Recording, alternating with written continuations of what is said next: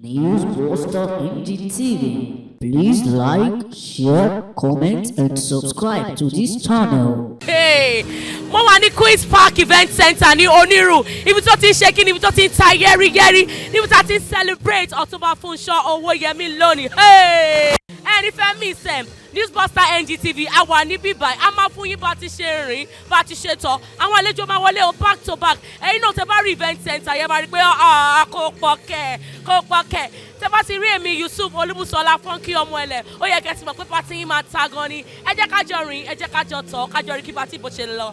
onírú náà la ṣe wà tá à ń gbádùn ara lọ́wọ́lọ́wọ́ pẹ̀lú Ọ̀túnba Funsho Owoyemi ọ̀rẹ́ wọn pàtàkì tí wọ́n pè wá sí event fún 70th birthday tó gbásíkì tó ta yẹ́rìyẹ́rì àwọn ní ẹ kú dédé àsìkò yìí sà. Ẹ ṣé gan. Ẹ jẹ́ ká mọ̀ yín dáadáa sà. So my name is Otunba Olubunmi Samowa. I'm a brother to Chief Owoyemi. Okay. He's a brother, he's a friend, he's a father. He qualifies to be called anything. Okay. Me and Egbon, we've been together for over 40 years. Wow. So I think I have full authority to discuss about his personality. Otunba, at 70, I thank God for his life. He has achieved so much. A very kind man. Wow. A man of peace. Egbon does not want to have problem with anybody. People may take it as weakness, but that is his strength. No problem. You ask anybody about him, that's what they are going to say about him.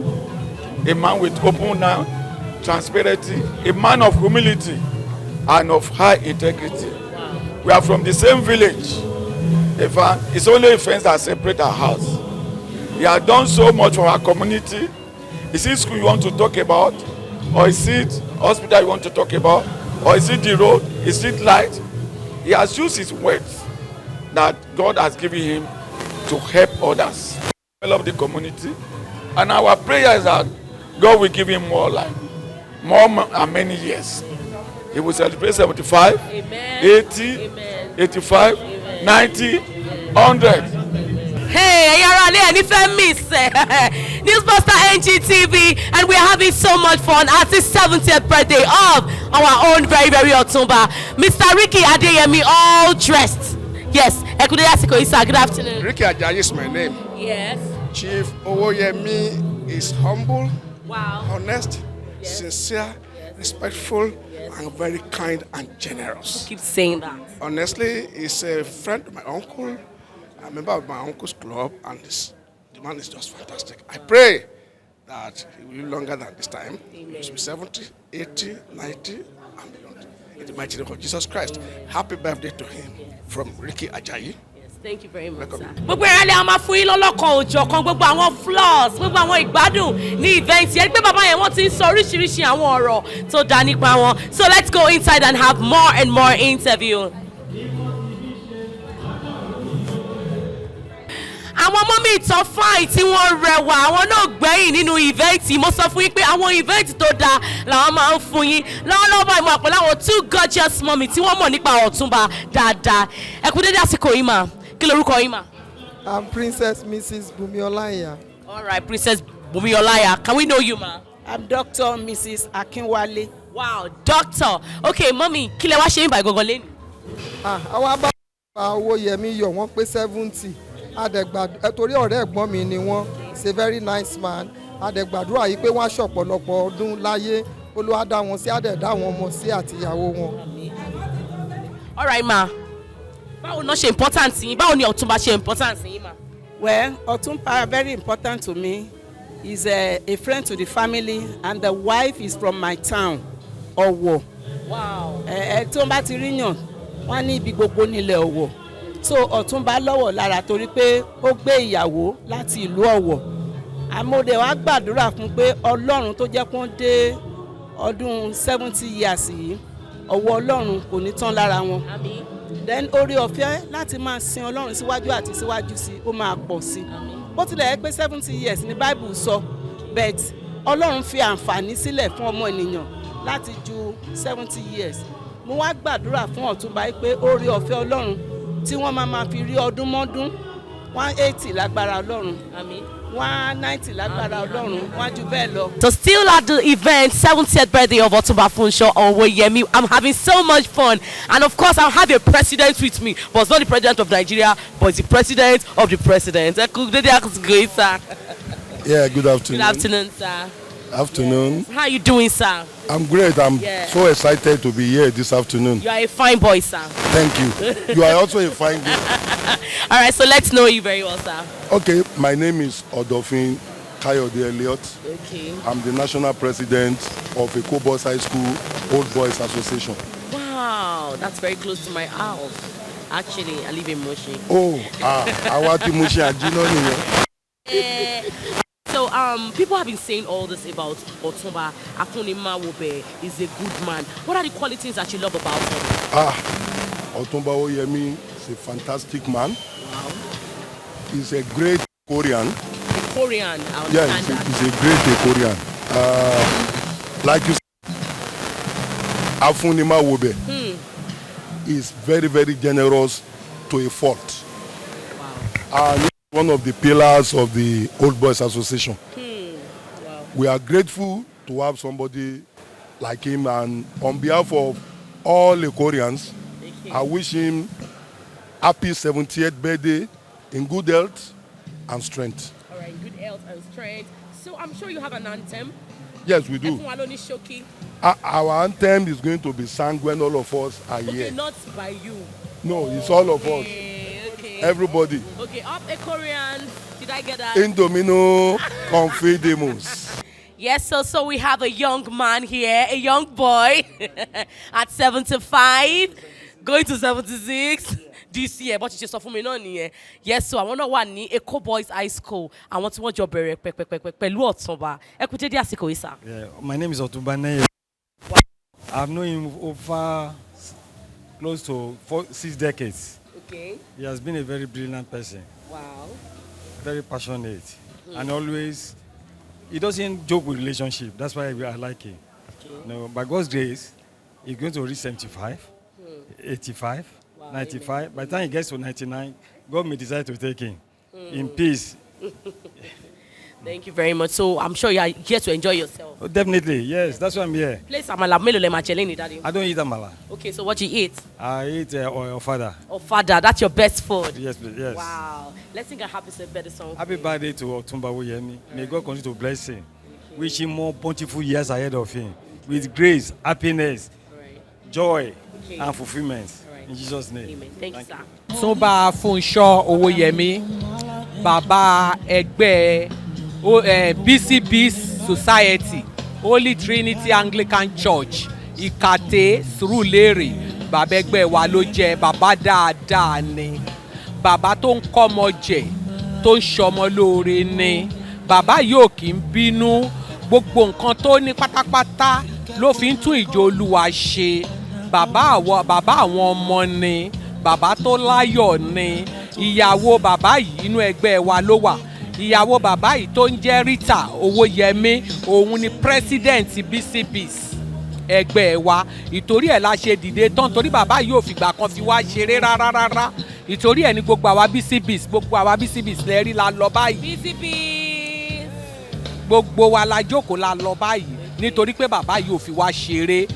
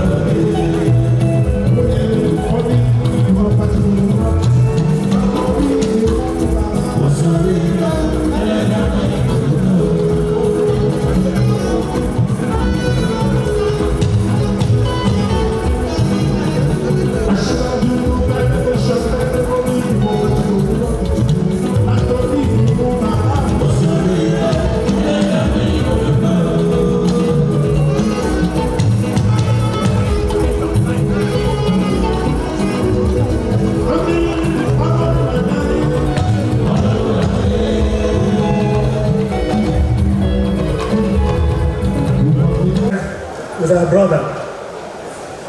Today is not a day for long speeches. It's a day for Thanksgiving. And so my intervention will be very brief. All I want to do here is to join us all in thanking the Almighty for the life of our celebrant. Some of us have known him for many years.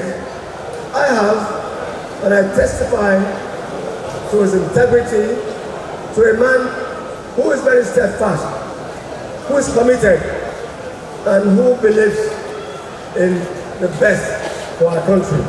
Let me put this in proper context. When I was Pro-Chancellor and Chairman of Council at Ile-Ife, I wanted somebody to do us a very honest forensic audit of the university and its accounts. I was under a lot of pressure from all kinds of accountants who wanted to do it. At the end, we zeroed in on Otunba Owoyemi, and he did an excellent job. And he resisted all kinds of pressure to make sure that the report he gave us was one that he could testify to as a chartered accountant. Some of us know him socially, but professionally, Otunba is a man that we should all be very proud of.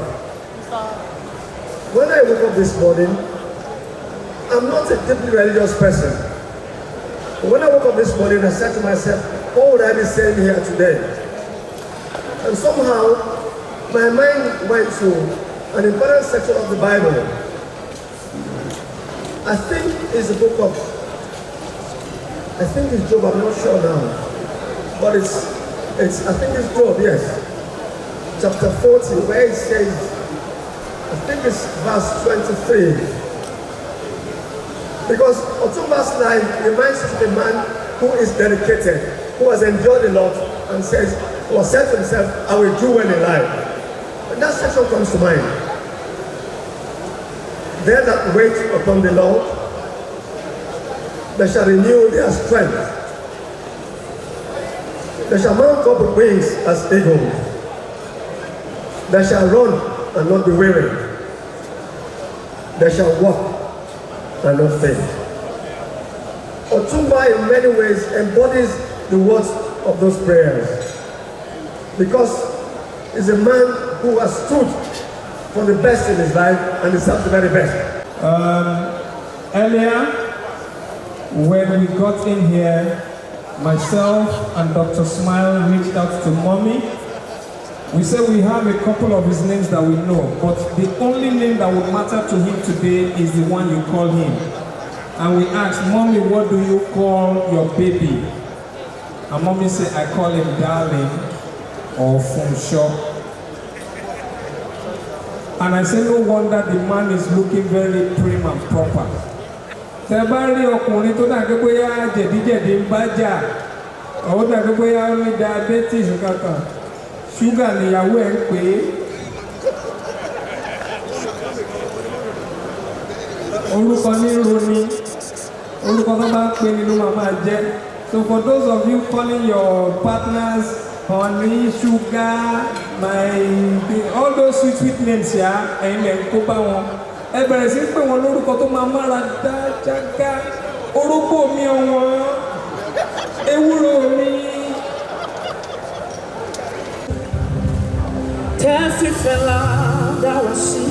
Wherever you are, I know you are eating, but you can lift your hands.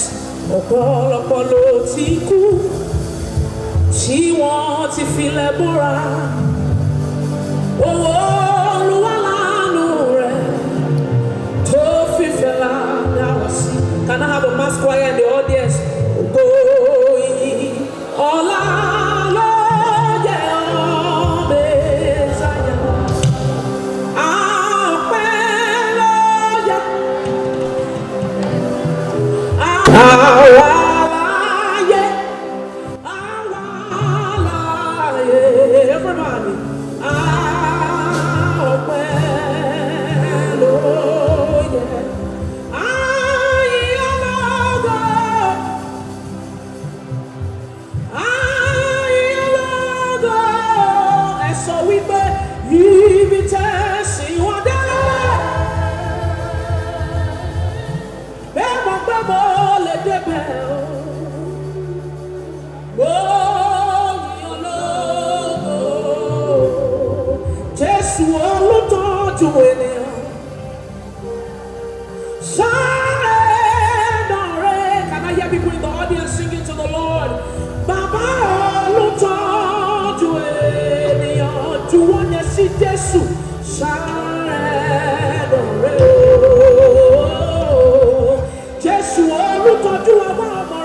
The God that kept daddy from year 1 to 70.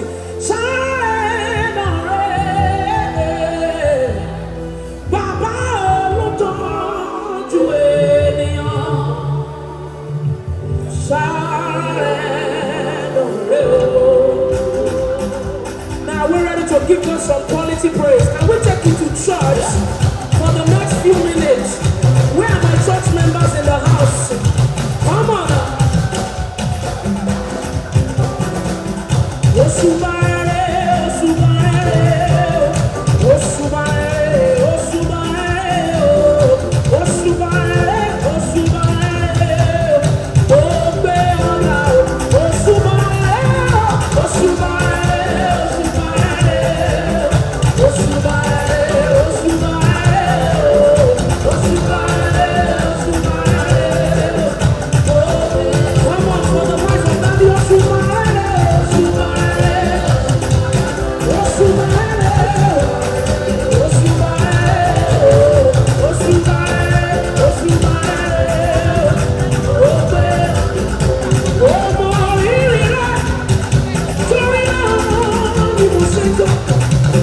Your hands are not too busy. Come on, join us as we rejoice. Come on.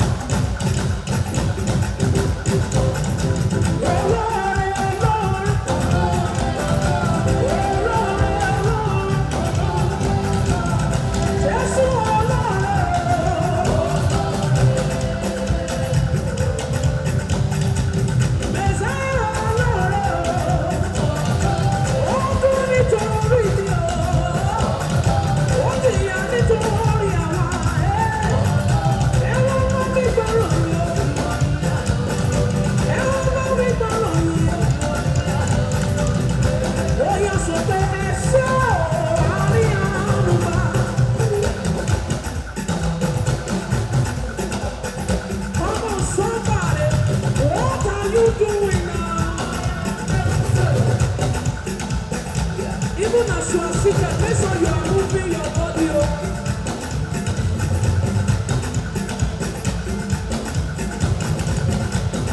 Just to ensure, body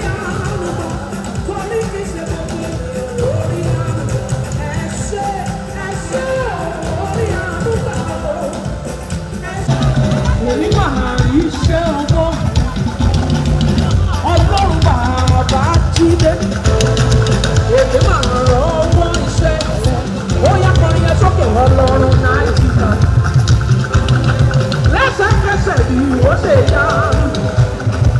Òbí táyé bí ìrìn tọ́lọ́run ò jẹ́ o.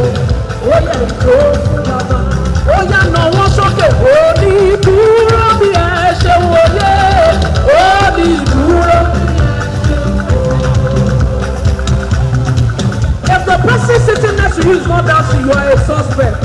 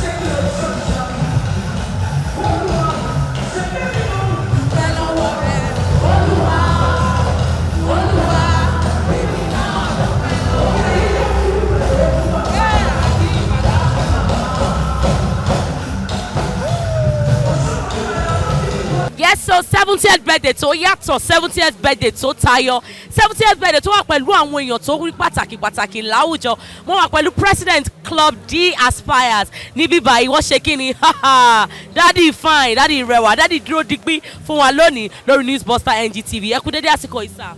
Kú dédé àsìkò yìí o. Mo mọ̀ pé dáadáa lẹ wà sá. Dáadáa la wà wá ṣe o. All right. Daddy tí èèyàn bá pé 70 ní ìgbésí ayé ẹ̀dá kí ni ẹni yẹn rí gbà lọ́wọ́ Ọlọ́run?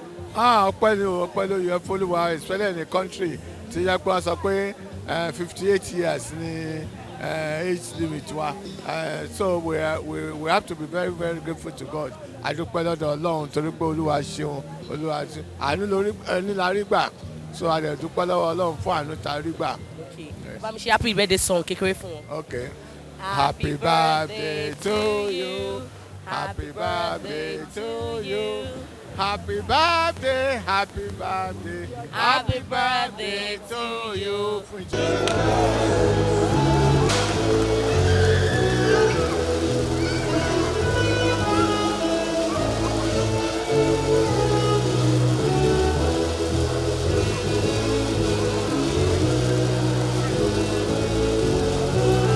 All right, ladies and gentlemen, I think it's only fair that we all rise on our feet and sing the birthday song. Let's rise on our feet as we sing happy birthday together.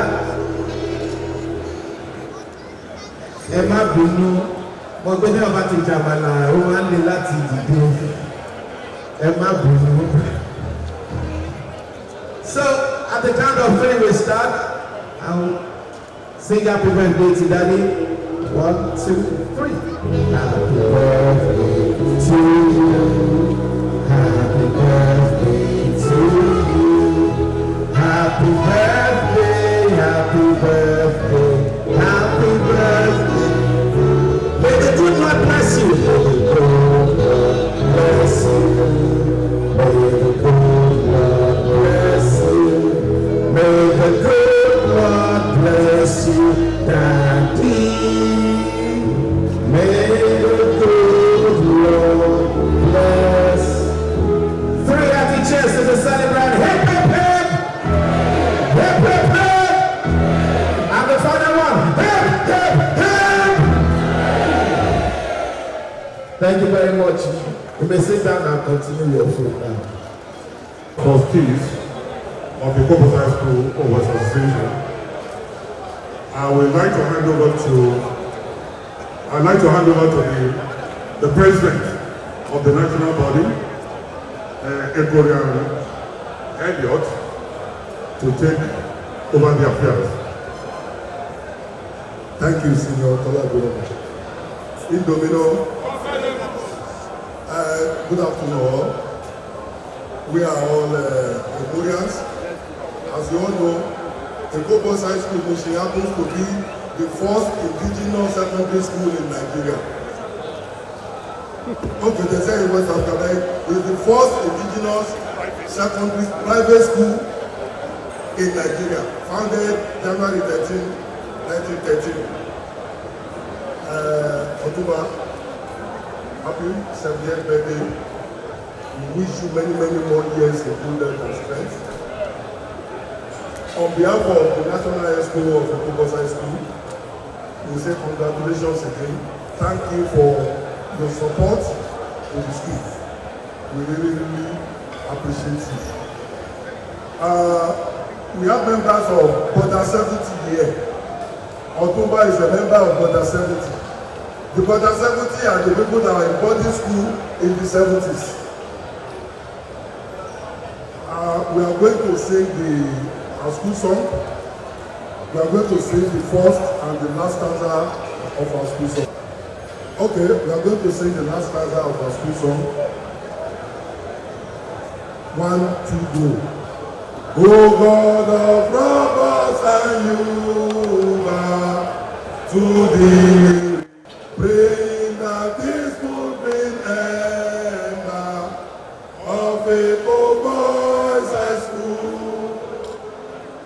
May thy be infant forever into all thy flame.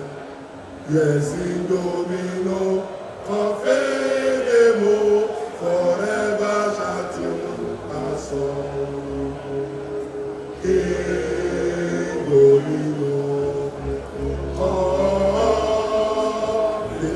confidemo, shall remain forevermore.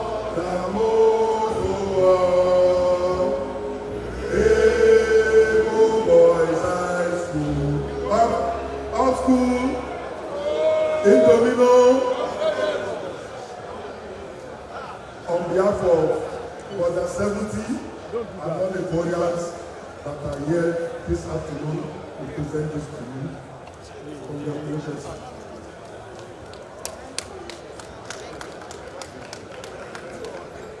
On behalf of the Owoyemi family, we say thank you so much. God bless you. And God wish you well. And for those of you who are wondering why they had to sing only the last verse, you yourself, you should know. At this age, most people go to erotic. So can't you imagine Lord? Can't you imagine Lord? You pay 7, you pay. So Daddy said they can sing all the verses. What do you think? Daddy said they don't want to bore you. We just thought of so that we don't waste time. Thank you, Brady. Please, we don't have the luxury of time, unfortunately. The celebrant would like to get out of that event as soon as possible. That God is with us. We appreciate God for his life, for the life of his family, his children, and also his loved ones. And we pray that God Almighty continue to be with him, protect and guide him, and God bless him upon his life. In the name of Jesus. God carries this time 10 years to come. We get to celebrate his 80th in the mighty name of Jesus. We use this medium to say thank you. Thank you very, very much.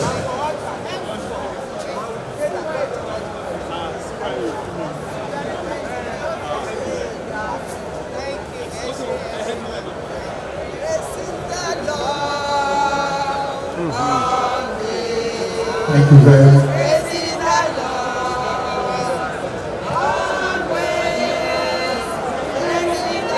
All right, thank you very much. Next group.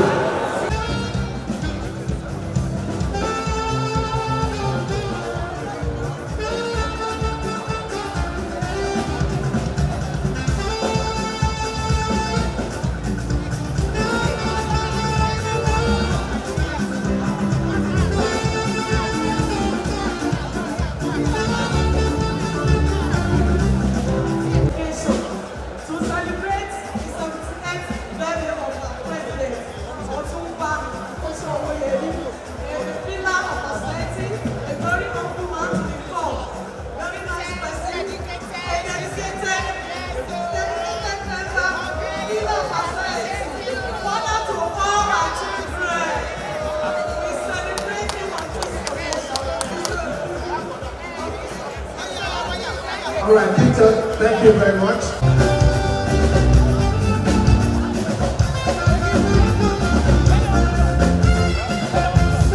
All right.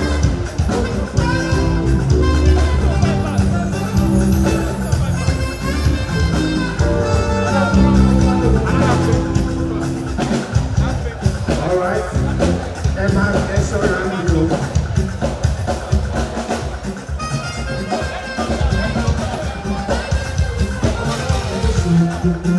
Thank you very much. Love table now. Pictures.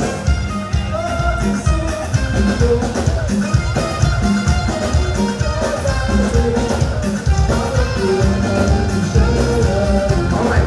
Well, before I close, I would jump start it by going into a song which has always given me some inspiration in anything I try to do. And I say, what shall I say? Also the Lord, what can I say?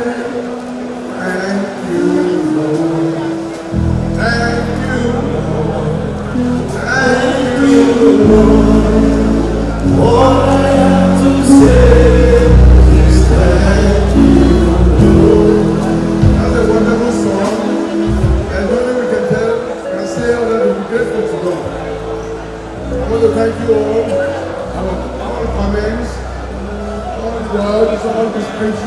I have that calibration. I never knew that I was just doing what I need to do. I believe all of us are beneficiaries of the biblical passage when our Lord Jesus Christ was going, he said, I'll be leaving, but I'll leave you with the Holy Spirit. Amen? And today all of us are with the Holy Spirit. Except for he that does not want to be appreciated. Knowing fully that we are here for a short time, and after the short time, we will go to where he wants us. It was clear in the book of Genesis, he said, so when you're in the mother heart, what you do is disposition, touching of mankind, believing that that is the only mission you have to worship God. So I'll do my own visit. And I believe a lot of us who are here share this. It's once you share it, you acknowledge it, that is why you're able to speak to it on my behalf. I want to thank you all. I want to say that this is the beginning, because surely our best is yet to come in the endeavor of mankind at this time. I thank my friends for the choice of words he used. I was shaking because everything I didn't know why I was weak, was nothing. You know, he's a tourist, and tourists, you don't joke with them. That's what he said was about the number of years, 40 years, 40 years. And true to everybody here, my friends, my brothers, my family members, I say thank you so much. Definitely, we will be blessed. We will be beneficiaries of long life. We will be beneficiaries of good health. We will be beneficiaries of good things in life. And continue to praise God for His loving kindness. Thank you. God bless you as we go through. Please take a few minutes around you. Let's enjoy ourselves. The faith band, favorite man, he has everything, and he has assured me to deliver as God has told him. And my chairman is here. He's the chairman. He's going to thank you. Very nice. When he spoke, I had tears in my eyes. Because he spoke the truth. When he spoke, not many people could not speak, even in the open. Thank you so much. God will continue to bless you. That's right. Nurturing and mentoring the young generation. Your strength will continue. Yes, you will not be concept. You will be concept. Thank you for the blessings.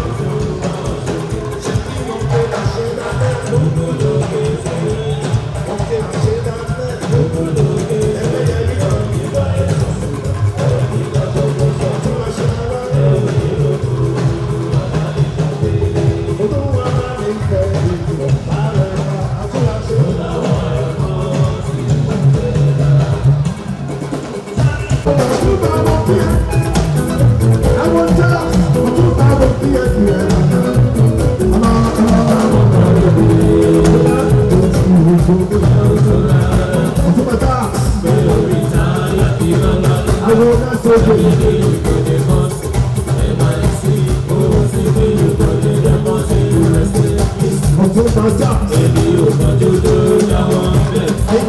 Sáré bàbí kò ní tó ní lọ́wọ́ bẹ̀. Otunba tax. Ọmọdé ìṣẹ̀lẹ̀ ìbọ̀dí.